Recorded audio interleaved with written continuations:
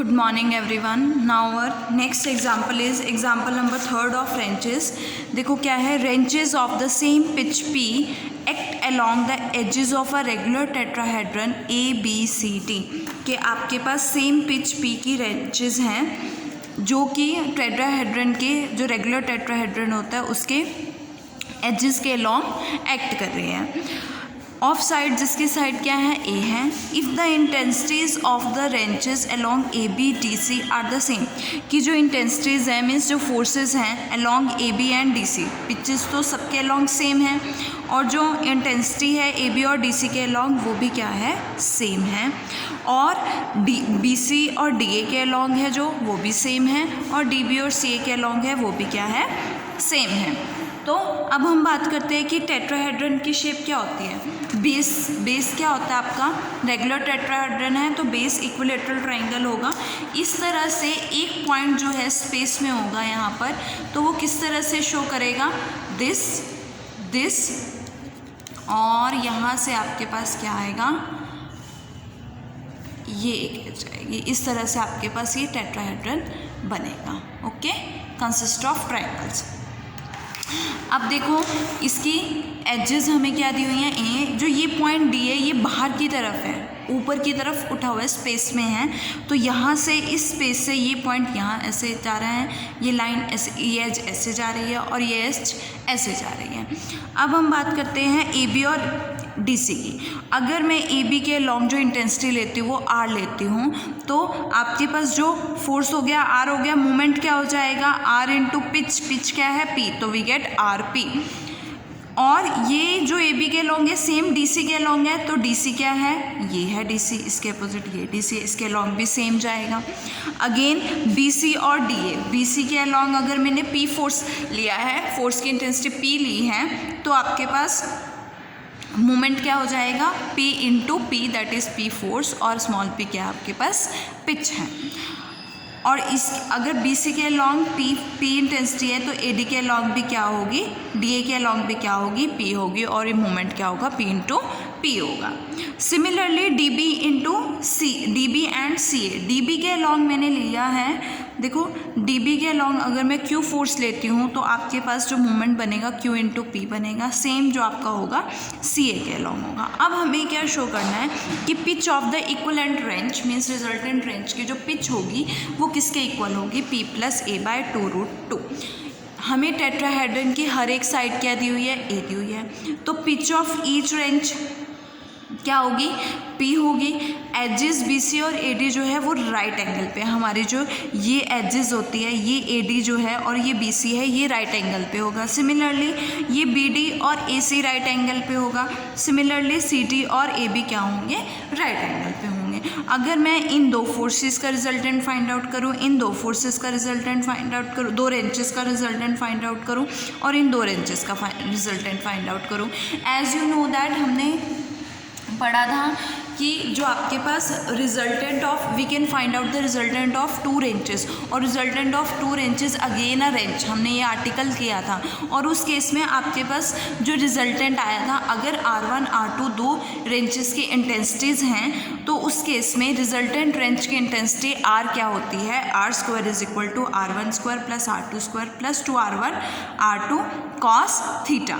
Okay, और moment K into R क्या होता है उस केस में, अगर K1 K2 मोमेंट्स हैं उस रेंज के और R1 R2 इंटेंसिटी हैं, then in that case KR is equals to R1 K1 plus R2 K2 plus K1 R2 plus R1 K2 into cos theta plus A R1 R2 sine theta.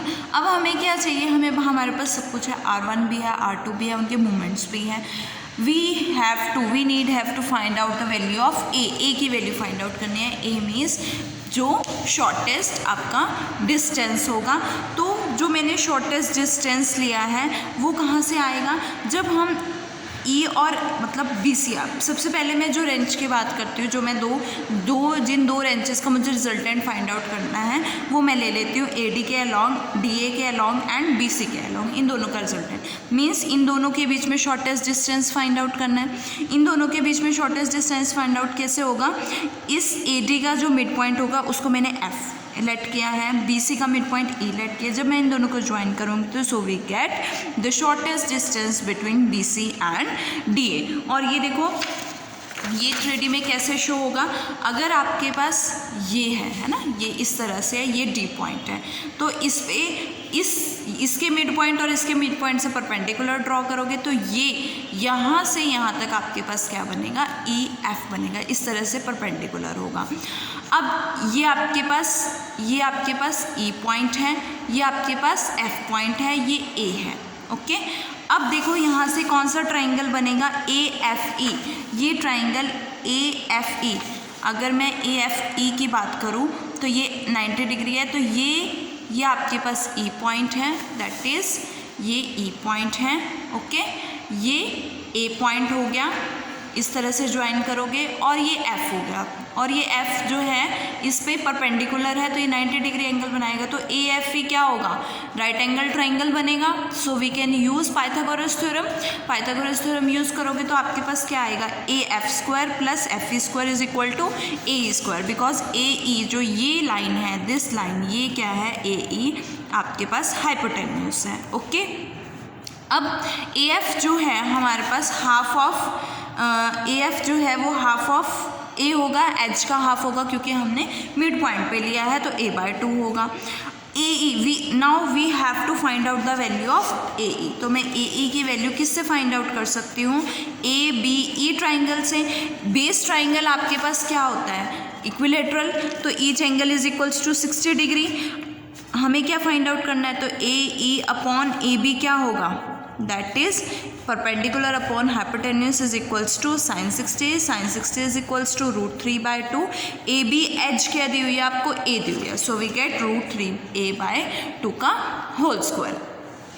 A/2 का whole square क्या होगा, A²/4।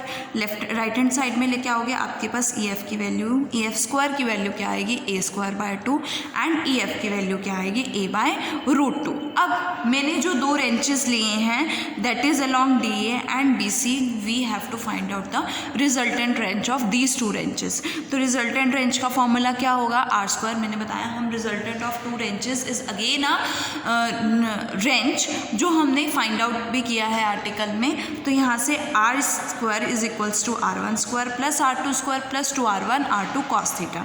दोनों right angle पे है तो theta क्या होगा, π/2 cos 90 is equals to 0। So we get R1 force क्या है, P है, R2 भी P है, so we get P² plus P² 2P² and R1² is equals to, देखो जो मैंने रिजल्टेंट रेंज R थी, मैंने रिजल्टेंट रेंज जो है इन दोनों रेंजेस के जो रिजल्टेंट रेंज की जो फोर्स है, इंटेंसिटी है, वो मैंने क्या ली है, R1 ली है। तो R1² मेरे पास क्या आएगा, 2P² और R1 की वैल्यू क्या बनेगी, √2P। तो जो आपके पास रिजल्टेंट रेंज आया उसकी इंटेंसिटी क्या बनी है, √2P बनी है। अब हम बात करते हैं मोमेंट की। तो K1 R1 हमने जो मोमेंट लिया है वो K1 लिया है, जो रिजल्टेंट मोमेंट है वो K1 है, और जो रिजल्टेंट इंटेंसिटी है वो तो R1 ही ली है। तो किसके इक्वल होगी, R1 P के इक्वल है, K1 किसके इक्वल है, P इंटू P के इक्वल है, pitch into force, plus again R2 भी P इंटू PP, प्लस आपका जो cos थीटा ना, यहाँ पे π/2 पुट करोगे, ये पूरे टर्म क्या हो जाएगी, 0 cos π/2 0। और नेक्स्ट A क्या है हमारा, शॉर्टेस्ट डिस्टेंस क्या है, EF है, और R1 भी P होगा, R2 भी P होगा, तो P² sin π/2 is equals to 1। और EF की वैल्यू हमने फाइंड आउट की है A/√2, so we write A/√2, और मेरे पास क्या बनेगा, P² common 2P plus A/√2। और यहाँ से R1 डिवाइड में आएगा तो R1 किसके इक्वल है, √2P के इक्वल है। यहाँ से √2P पुट करोगे, P से P कैंसिल, आपके पास P/√2 2P प्लस A/√2। तो जो आपका रिजल्टेंट रेंज आया वो क्या है, with intensity √2P and range 2P plus A/√2। Similarly अगर मैं नेक्स्ट टू रेंजेस लेती हूँ Q एंड QP और Q into QP, Q and Q P दोनों रेंचेस लेती हूँ और इनका रिजल्टेंट फाइंड आउट करूँगी। तो सिमिलरली मैंने वो रिजल्टेंट रेंज क्या लिया है R2 K2 जो किसके इक्वल आया, ये रिजल्टेंट रेंज क्या था R1 K1 जो इसके इक्वल आया। तो R2 K2 किसके इक्वल आएगा, square root 2Q, Q by root 2, sorry Q by यहाँ पे आएगा P by root 2, Q by root 2, 2P plus A by square root 2। Similarly अगर मैं RPR और RPR रेंजेस का रिजल्टेंट रेंज फाइंड आउट करती हूँ तो let it be R3 K3 and we get square root 2R, R by root 2, 2P plus A by root 2। अब ये मेरे पास क्या हो गए, 3 रेंजेस हो गए एक्ट अलॉन्ग द 3 लाइन्स जो परपेंडिकुलर होंगी to the line of shortest distance of opposite edges. अब ये तीनों क्या हैं, म्यूचुअली परपेंडिकुलर हैं एंड कंकरेंट हैं, तो इनके परपेंडिकुलर्स जो होंगे टू दिस शॉर्टेस्ट डिस्टेंसेस वो भी क्या होंगे, राइट एंगल पे होंगे। तो लाइन ऑफ एक्शन जो कैसा होगा, कंकरेंट होगा, फ्रॉम सेम पॉइंट होगा और राइट एंगल पे होगा। तो रिजल्टेंट रेंज ऑफ 3 रेंजेस क्या होगा, अगर मैं रिजल्टेंट रेंज फाइंड आउट करूँ तो आपके पास क्या आएगा, R dash is equals to, अगर रिजल्टेंट रेंज तीनों का R डैश है जिसकी इंटेंसिटी R डैश है तो R डैश किसके इक्वल होगा, square root of R1 square plus R2 square plus R3 square and we get 2P square plus 2Q square plus 2R square and square root 2 into square root of P square plus Q square plus R square. और movement क्या होगा, K dash is equals to square root K1 square plus K2 square plus K3 square. यहाँ से K1 की value substitute करोगे K2 की and K3 की, we get K dash is equals to 1 by square root 2P plus A by root 2 square root P square plus Q square plus R square. Now हमें show क्या करना है कि pitch of, हमें क्या find out करना है, pitch of the equivalent range. तो पिच किसके इक्वल होती है, आपके पास मोमेंट क्या है, K dash upon force R dash. तो हम क्या फाइंड आउट करेंगे, K dash upon R dash. तो यहाँ से ये टर्म कैंसिल हो जाएगी, ये क्या बनेगा 1/2 2P plus A by square root 2, 1/2 से मल्टीप्लाई करोगे तो आपके पास क्या आएगा, P plus A by 2 root 2 which we have to proof.